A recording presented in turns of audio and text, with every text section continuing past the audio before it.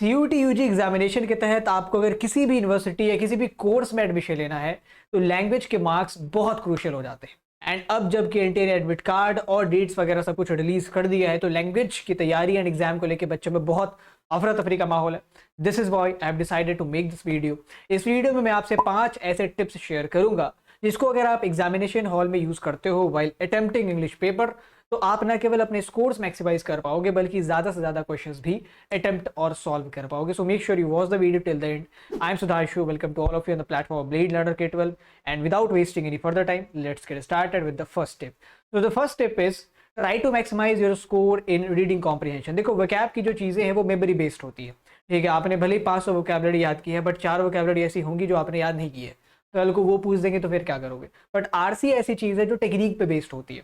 तो अगर आपने टेक्निक सीखी हुई है, जो कि शायद आपने सीखी होगी, हमने भी वीडियो बनाई है और भी बहुत सारे क्रिएटर्स ने आरसी की टेक्निक के ऊपर वीडियो बनाई है, तो उसमें आप किसी भी रैंडम आरसी को सॉल्व कर सकते हो। तो इसीलिए मैं कहूंगा कि आरसी में जितने भी सवाल आते हैं ना, पहले इस माइंडसेट को अपना लो कि आरसी इज डूएबल। 18 के 18 सवाल आपसे बनने वाले ही होते हैं तो आप उसको बनाने की पूरी कोशिश करना, क्योंकि वोकैब वगैरह जो है उसमें एक गैम्बल होता है एक तरीके का। दूसरा, कमिंग टू पैराजंबल, पैराजंबल भी आरसी की तरह टेक्निक पे बेस्ड होता है, इसमें भी कुछ मेमोरी वगैरह का कॉन्सेप्ट नहीं है। पैराजंबल या तो टेक्निक आपको आनी चाहिए, अगर टेक्निक नहीं आती है तो आप क्या करना, पैराजंबल के जितने भी सवाल होंगे उनको मार्क एज नेक्स्ट करके, यानी कि बाद में देखना जब सारा पेपर खत्म कर लोगे उसमें पैराजंबल के 4-5 क्वेश्चन बते रहेंगे। उन 4-5 क्वेश्चन को टेक्निक तो आपको आती नहीं है, ठीक है, तो आप क्या करेंगे, हिट एंड ट्रायल मेथड लगाएंगे। जो भी 4 कॉम्बिनेशन आपको दिए जाते हैं, ABCD BACD PQRS SPQR, जितने भी ऑप्शंस में कॉम्बिनेशन है उन सारे कॉम्बिनेशंस के थ्रू बना के देखना कि किस कॉम्बिनेशन को यूज करके एक मीनिंगफुल सेंटेंस बनता है। 99% ऑफ द केसेस में वही सही जवाब होगा। तो हिट एंड ट्रायल मेथड आपको लगाना है, तब लगाना है जब आपकी टेक्निक काम नहीं कर रही हो, आपने टेक्निक सीखा नहीं है, और वो भी एकदम पेपर के एग्जाम के एंड में जब टाइम थोड़ा सा बचता है तब। तीसरा, that is for the vocab based question. ये दोनों तो आपकी वर्बल एबिलिटी को कवर कर देंगे। वोकैब बेस्ड में जहां तक मैंने देखा है, वन वर्ड सब्स्टिट्यूशन अच्छे खासे मात्रा में आता है। इसके लिए अगर आपकी रूट वर्ड्स की नॉलेज है तो डरने की जरूरत नहीं है। रूट वर्ड्स जो होते हैं जैसे वर्ब के लिए होते हैं, एडजेक्टिव के लिए होते हैं, तो आप रूट वर्ड्स के थ्रू ऐसे वन वर्ड सब्स्टिट्यूशन को भी अटेम्प्ट कर सकते हो जिसके बारे में शायद आपने सुना नहीं था।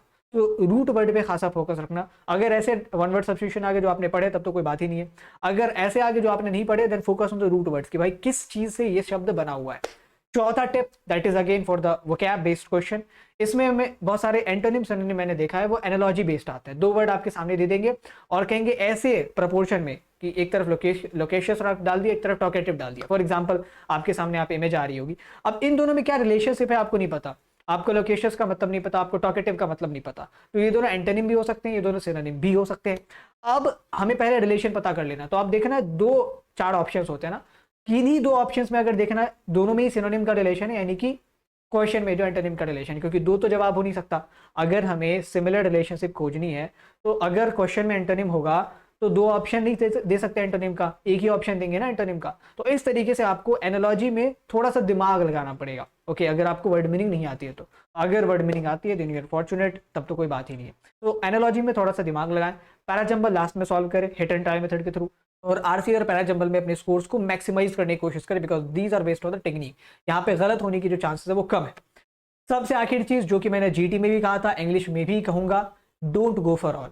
सारी चीजें ये डोमेन की तरह इसको मतलब, डोमेन में आपने 1-1 साल 1.5 साल लगाया हुआ है, जीटी में नहीं लगाया आपने, इंग्लिश में नहीं लगाया। इंग्लिश में जो पेपर पैटर्न होता है वो आपके बोर्ड के पैटर्न से पूरा ही अलग होता है, ठीक है। तो यहाँ पे 40 के 40 सवाल आप नहीं भी सॉल्व करोगे तो भी काम बनेगा। 35-33 जो है 35 to 33 ये एक अच्छा स्वीट स्पॉट है। अगर आपने इतना सॉल्व कर लिया 33 से 35 के 20 सवाल, अच्छा स्कोर बन जाएगा आपका। डीयू के एडमिशन में बात करें, बीएचयू के एडमिशन में बात करें, जेएनयू हैदराबाद के एडमिशन में बात करें, कोई दिक्कत नहीं होगी। तो always settle for the best. तो ऑलवेज फोकस कि मैं अगर सेफ जोन के बाहर रिस्क ले रहा हूं तो वो बहुत ही ज्यादा कैलकुलेटेड हो, बहुत ज्यादा श्योर रिस्क हो। अगर आप थोड़ा सा भी द्वंद में है, कंफ्यूज है कि भाई ये सवाल मैं अटेम्प्ट करूंगा, सही हो सकता नहीं भी हो सकता है, तो आई वुड सजेस्ट कि उसको छोड़ ही दो, उसको मत अटेम्प्ट करो। आपने अगर एक बार 35-33 क्वेश्चन का आंकड़ा पार कर लिया है तो थोड़ा सा अपने आप को कंट्रोल कर लो, काबू में कर लो, ये बहुत फायदा देगा। अनटिल अनलेस कि आप बहुत श्योर हो कि भाई ये सही है, क्योंकि एक आध क्वेश्चन भी गलत होता है तो मार्जिन ऑफ एरर बहुत कम है। You will regret in the times of counselling. जब आपको कट ऑफ्स देखने को मिलेंगे तब आपको पता चलेगा। बहरहाल आई होप कि ये सारी गलती आप दोहराएंगे नहीं, एंड जितने भी 5 स्टेप्स मैंने बताइए उनको एग्जामिनेशन हॉल में इंप्लीमेंट जरूर करेंगे। आप एक बार इंप्लीमेंट करके आओ, देन हमें बताना कमेंट बॉक्स में कि भाई कैसा एक्सपीरियंस रहा। All the best to you for the CUET exams, जितने भी जिस स्लॉट में जिस भी पेपर के एग्जाम है, I know you will rock it. आपने 1.5 महीने 2 महीने लगा के मेहनत की, इससे पीछे आपने बोर्ड से मेहनत की है। Everything will come to the fruition and you will end up in your dream college. I believe this. Thank you for watching.